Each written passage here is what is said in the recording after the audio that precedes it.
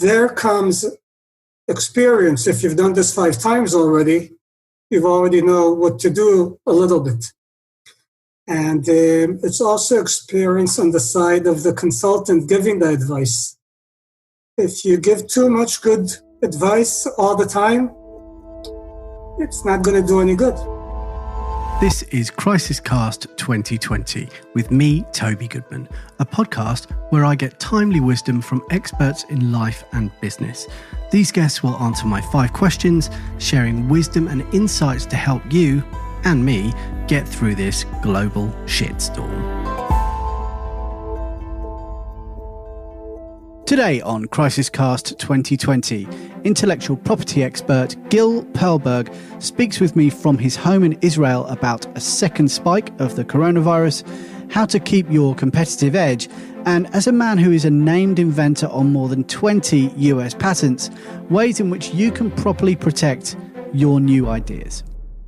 Before we start the show, I have something for you if you identify as pod curious.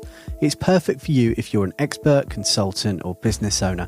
Maybe you're wondering if podcasting is worth the effort, especially now, or perhaps you've tried podcasting in the past but have been disappointed with the results. In this free guide, Podstar, I'll share the exact 7 steps we use to help publish over 2,000 podcasts each month. To get instant access, go to podcastnetworksolutions.com. Gil Perlberg, welcome to CrisisCast 2020. Thank you for joining me. Hi, thank you. It's July the 1st. We haven't spoken for a while. You're in Israel. How's it going, man? What's the experience where you are right now? Israel was doing good for a while in the COVID-19 era, and they opened up the markets. And then things started to go south. Okay. We were considered a green country up until a couple of weeks ago, hoping to be able to vacation in Europe in August. And Europe is not accepting us now.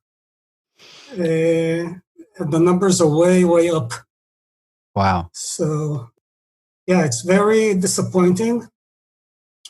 And it's affecting people and it's affecting business. And all over. I'm sorry to hear that. So, yeah. So what happened? Are you back in lockdown now, or are they just sort of leaving it? Well, there's all kind of theories and tactics to do pinpointed lockdown and local lockdown, but all of it has been done right now, and the numbers are growing. And Israel is a small country, so a few local lockdowns, and you're locking down the whole country. And circles are very, the way it works. I'll give you an example. We had a high school that was hit. And then there were 2 elementary schools nearby that siblings of people and the kids in the high schools go to. And my daughter works as a part-time teacher in the kindergarten, and she was there for an hour. So for 2 weeks, she was in curfew. Okay. So the circles are never ending, and it's something you have to live by. I think we'll all go through with it a few times for a while. Yeah, I think we will. And today we're just experiencing the first local lockdown, not where I am, but in sort of towards the Midlands in Leicester. So that's now the new thing for sure. But the UK is very, very small, not quite as small as Israel. But yeah, I think, we shall see. It's the balancing act of health versus economy and what's going on. Yeah, it's a terrible thing. Has the UK been under lockdown? Yeah, for sure. And it's just just today, or in the last few days, it's announced that there's a place called Leicester, which is I don't know, let's say an hour and a half north of London, is now locked down because they're seeing an outbreak there. So managing what that looks like from a logistical point of view is an interesting thing to watch. But we'll see what happens. So you are in the business of helping people protect their IP, and there's some innovations, some online innovations going on. A lot of people trying to solve a lot of problems. So, what are you seeing from a work standpoint? Things are changing. A couple of things. One is more people are aware that their know-how or their competitive edge is not only in patents, but it's in stuff that are called trade secrets and things they want to keep. On the other hand, more people are working at home, more Zoom meetings that are being recorded, and more information might be shared unknowingly and unintentionally. And people are becoming aware of it. And the question is, how do you deal with it? So the first go-to solution usually people do is improve their cybersecurity. But it seems that most of the intellectual property leakage happens from employees, intentionally or unintentionally. So you need other mechanisms. And what I'm doing now with a couple of colleagues is trying to provide solutions that are sort of holistic to deal with today's problems and tomorrow's problems, which is how to keep your competitive edge and your know-how in these evolving times that the way of doing business is changing, and doing business requires sharing of information. There's a contradiction here that needs to be resolved. So it's keeping us busy and intellectually stimulating, and business trying to discuss this with people and show them the way. Many businesses know there's a problem, but don't know exactly to define it or how to pinpoint a solution. So there's an educational process involved. And how are you instigating those conversations at the moment?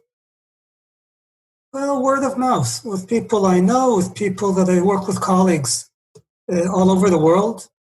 And during the regular course of discussions, I bring this issue up and we discuss how they view the issue and the solutions.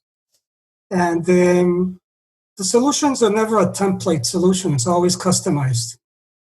So the discussion is easy, and if you can help somebody along the other side, great. And if they want more help, they'll come and ask for it.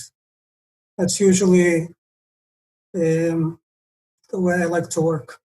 Yeah, right. So when you're working with new clients, it tends to be that they're coming for one specific solution, but then you're uncovering other ways you can help them? Yeah, that happens a lot. They come for, I have an idea, can you help me protect it with a patent? And then we start discussing the business model and the product. Yeah. And maybe the product is not really ready yet for protection because it's too early in the game. And maybe there's a lot of information that should be kept as a trade secret. So we discuss the whole gamut of issues. And in my experience, that's key.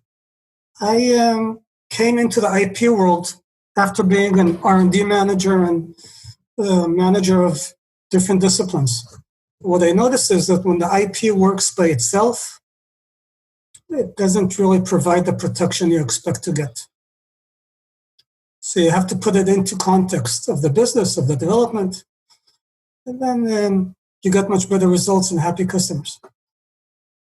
Sure. And we spoke a few weeks back about how, of course, crisis is bringing out innovation. But we also spoke about how you felt that people were more cost sensitive. So I wonder, since we spoke, how you're navigating that conversation. People are very cost sensitive, and it's very, and it's right. With all the uncertainties going forward and the delays in any kind of foreseeable future opening up, everybody has to be. And the only solution I have for myself and for friends who I talk to is to go with the flow. Sometimes you provide service for no cost. Sometimes you say, if this succeeds, I'll postpone the compensation until there's a success. And sometimes we reduce costs. We reduce their costs. Right. But we don't want to stand still, and we want to help others move forward. And these are challenging times. Yeah, absolutely. I had a really interesting conversation with a chap yesterday who's in Paris, and he wanted to talk about a partnership deal. And I could see that he was really keen to secure the partnership deal, but I could also see that he wasn't ready yet. Like he wasn't ready to create a partnership with us, and I didn't want to kind of nail him down to, you pay this, or like we can't work together. And essentially, even if he had the money, which I didn't even get to that point, I knew he wasn't ready yet. But I think I hope I gave him enough value in the conversation so that he could progress what he was doing, so that absolutely he would come back to us for the partnership when he was ready to do that. But at the same time, we're all trying to pay our bills and feed our families. Have to make a living. But you have to add, the sales cycle is longer. The customer management aspect is much tighter. And my goal is to stay relevant for the long term. I understand that we're all going to take a dip. And it's not because of performance or luck or anything. It's all around. And we also have to be grateful for being able to continue. Great parts of our economy are just at a standstill with no future in sight. So have to be thankful for the small things. Yeah, well, it's not a small thing to be able to work from home, right? And we maybe which is part of the technological situation that we find ourselves in, but now we realize the value of it more than ever. And the conversation I had with Matthew Kimberley, who's episode 19, I think, somewhere around there, he was talking about, I realized that for a long time I've been working in the future, and we've been seeing these other organizations, speaking about schools particularly, I think in that point was saying, they suddenly had to get to where we've got to in the space of a few days that we've taken years to get to. So yeah, I'm so grateful. Not only that, we did the change progressively while the rest of the world around us was stable. Now people are doing their changes. I just had this discussion with a young lady who's thinking of a career change. And I was thinking, I did a couple of career changes, but I was able to navigate myself. I knew the surrounding, and everything was steady. And she's asking questions to me and to herself that nobody knows the solution to. Nobody knows where it's going to be a year from. So it's a chaotic world. And this is interesting to me professionally and also personally. I like to live in business in a changing environment and to initiate and to manage and change. But this seems to be on a grand scale of change that nobody knows what's going to be. And if people are not willing to tolerate change or live with the uncertainty, then they get anxious and leads to all kind of wrong decisions. But it's exciting, right? Yeah, there's excitement you can do without. We want to provide the excitement in measured amounts and to have a safety net. And that's what's missing for a lot of people. Yeah, I agree with that. I imagine that right now, there's definitely a hive of activity in terms of innovation. People are thinking of things.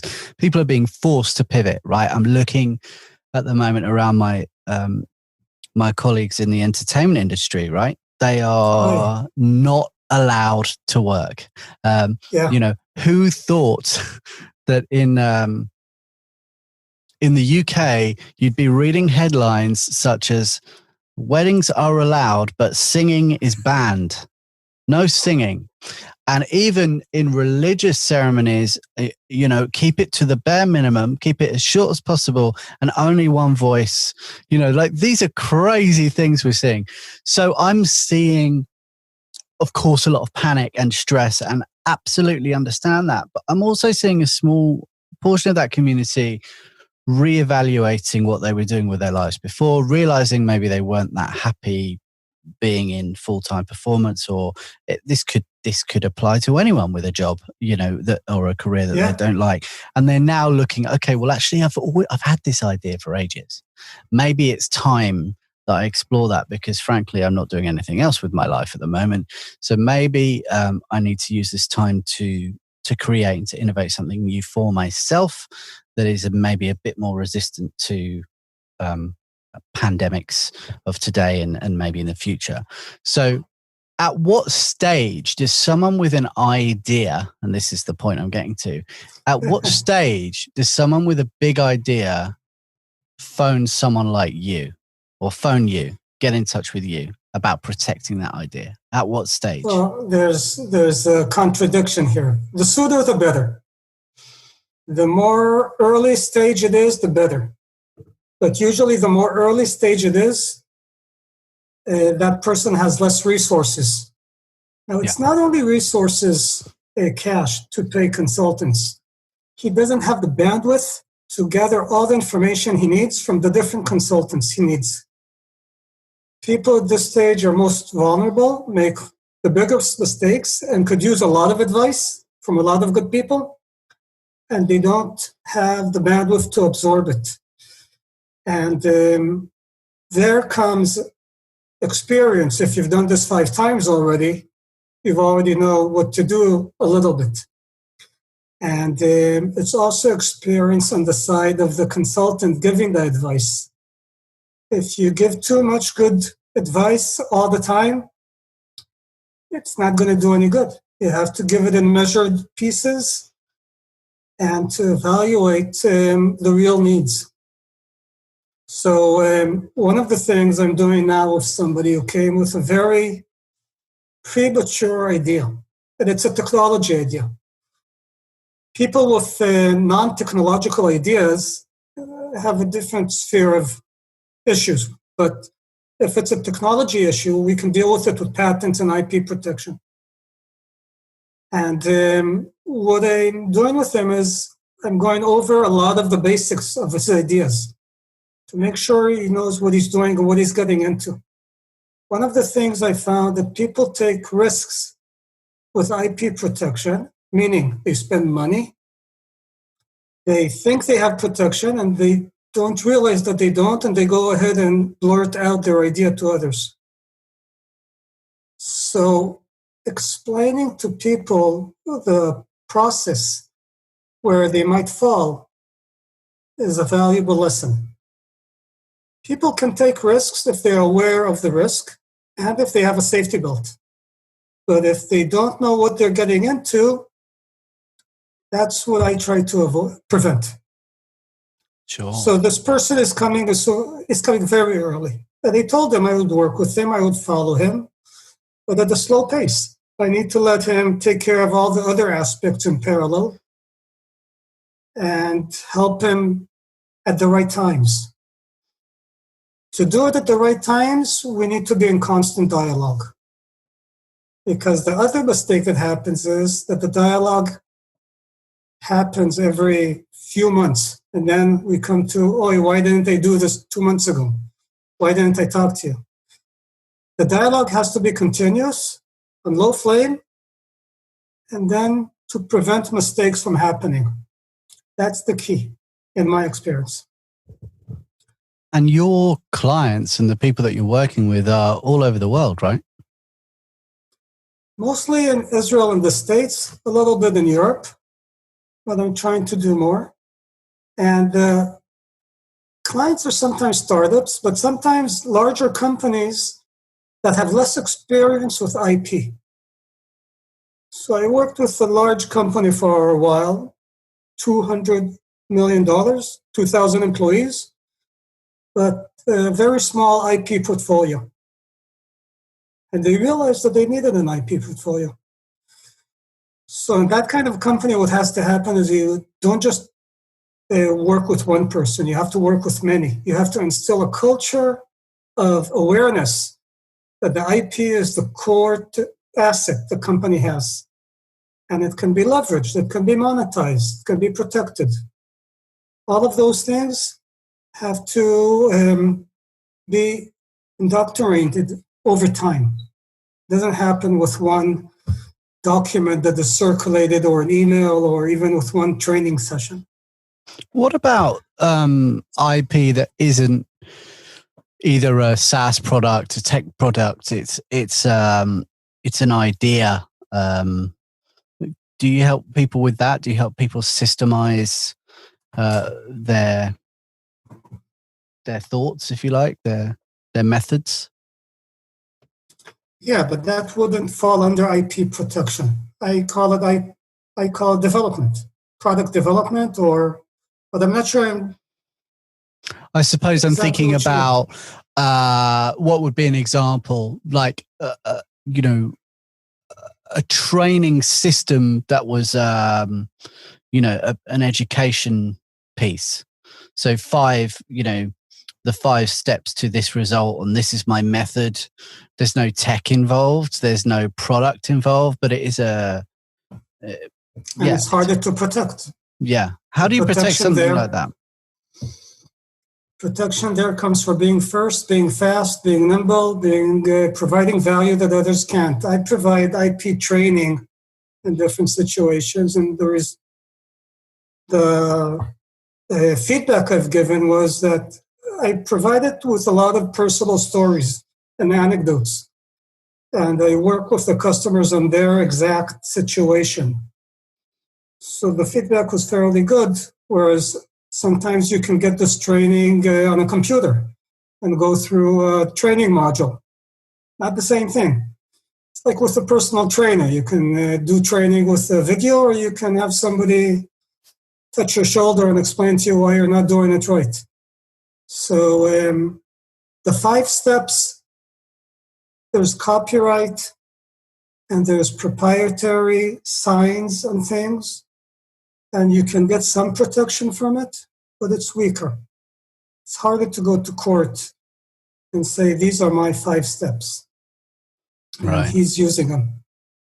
So then is it worth then trying to build a product around those 5 steps and put it inside a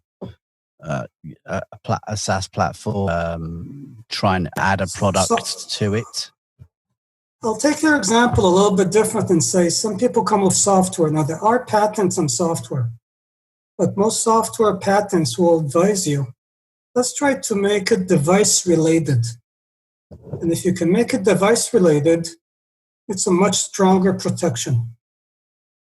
And the same goes with what you're asking. If you can relate it to some kind of technology or something that's physical, that fits the normal or standard protection mechanisms much better.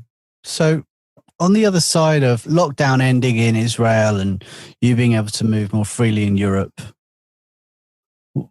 what are you going to do next? What's next for you? Well, I'm going to try to learn how to do more business from afar. I usually am very old-fashioned in the sense I like to do business personally. Even if I work with somebody on the West Coast, I would make sure that we meet once or twice and continue the dialogue after we've shook hands, had coffee, drank it together, and got to know each other. I think it elevates the business. Business is about relationships and trust. And doing everything from afar is harder. And then there's also my business is innovation. And when I walk down your manufacturing line or in your labs, I see things that bring about questions and bring about a discussion. And if I don't do that, and I only have a discussion over the Zoom, I'm afraid I'm going to lose a lot. So one, I'll have to learn. Maybe I'll have to be smarter with the Zoom and have a walking camera. Yeah. Somebody to describe the lab with some kind of camera looking, and I can ask him to pinpoint and bring about a conversation about things we see. That's what steers the innovation. And the other thing is work with somebody who's on the ground. For instance, maybe I have a colleague in the States, and he can get to wherever within a couple of hours without much risk, without having to go through airports. And if we work together enough, he would be sensitive to my cues and to point things that he has known. Basically, you build a team. Yeah, I think that's awesome. Just to think about getting those video tours around.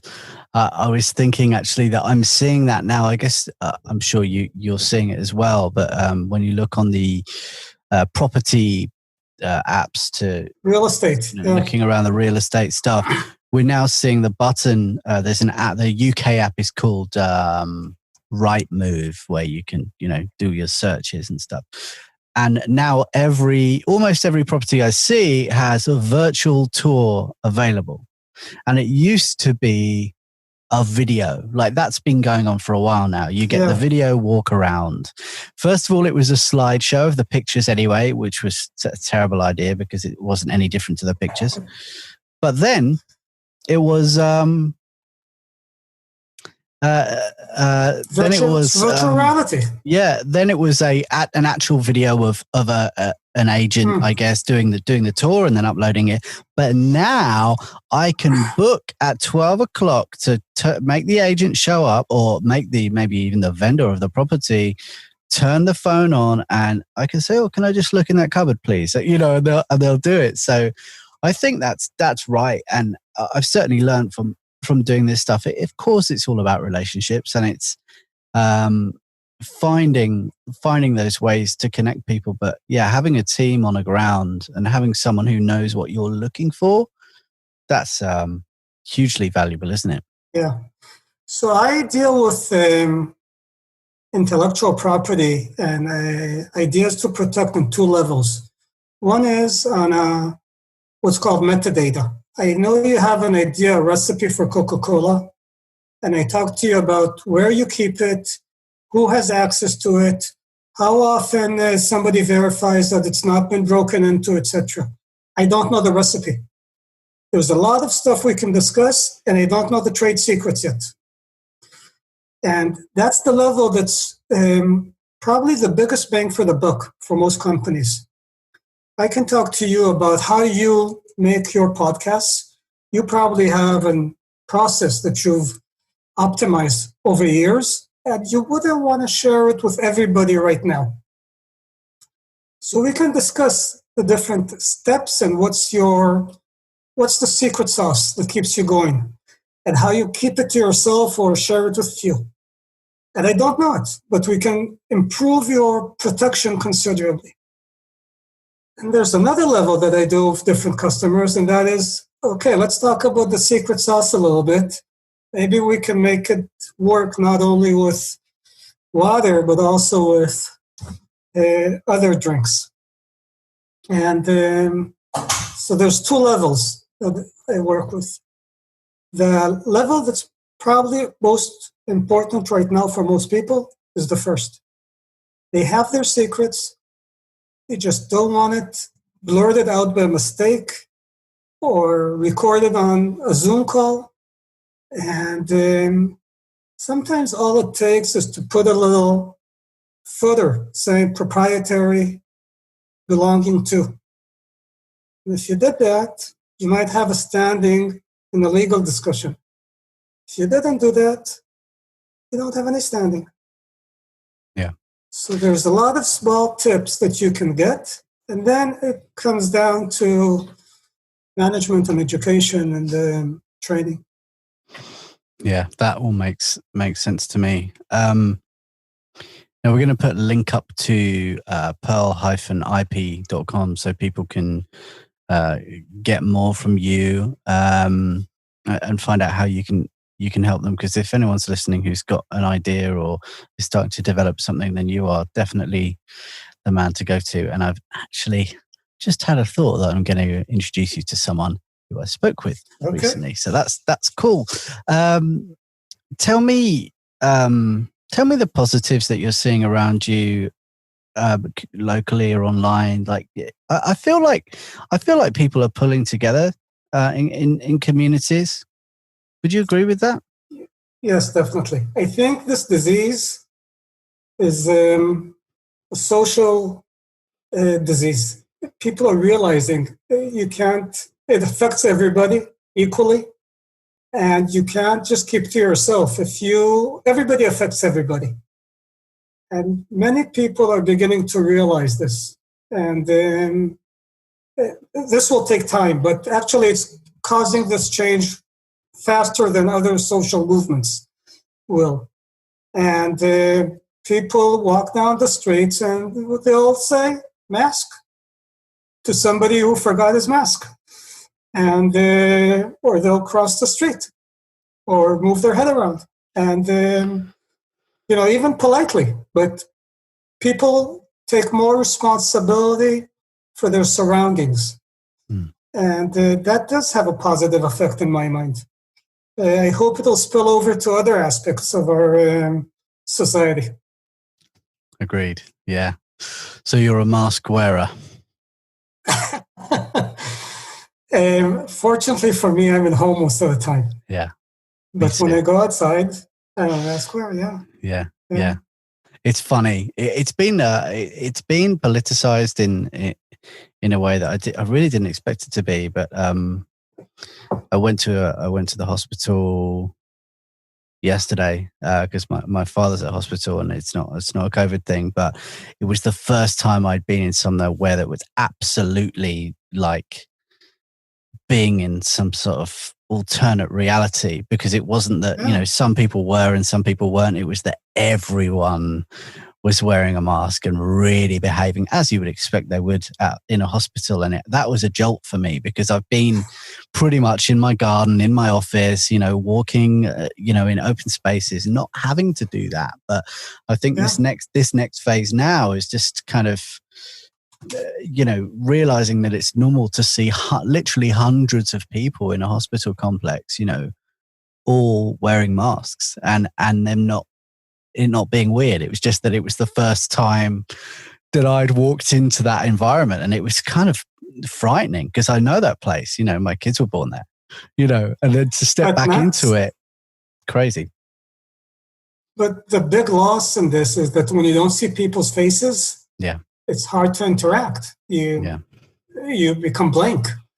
And I've sometimes, in some settings, we take the mask off for a minute, so we'll see the face, and then we'll put it back on. Otherwise, how are you going to recognize people? Just by the eyebrows. It's kind of hard. Yeah. So it's non-personal. It's very hard. But I was also in some kind of medical center over the weekend, small, but everybody was behaving perfectly. People wore their masks, kept their distance. And at one time, they said, we have somebody who might be contagious. Everybody, please move out. And everybody went out without saying a word. In 1 minute, everybody was out. They cleaned the area. Everybody walks in. People know how to behave when they're in certain situations. Yeah. It's good. It's broadly people are dealing with it well, I think.